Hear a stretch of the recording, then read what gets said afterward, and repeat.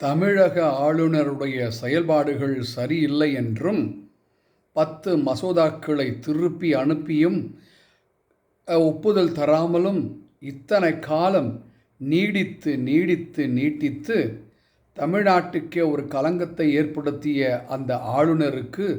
சரியான சவுக்கடியைப் போல உச்ச நீதிமன்றம் கூறியிருக்கிறது. அந்த 10 மசோதாக்களை தமிழக ஆளுநர் இத்தனை காலம் வைத்திருக்கக்கூடாது என்று சொல்லி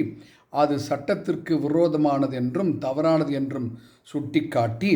அந்த 10 மசோதாக்களையும் நாங்களே ஒப்புதல் தருகிறோம் என்று உச்ச நீதிமன்றம் தீர்ப்பளித்திருக்கக்கூடிய இந்த நேரத்தில் நமது திராவிட முன்னேற்ற கழகத்தினுடைய பெயரும் புகழும் மேன்மேலும் கொடிகட்டி பறக்கிறது என்பதற்கு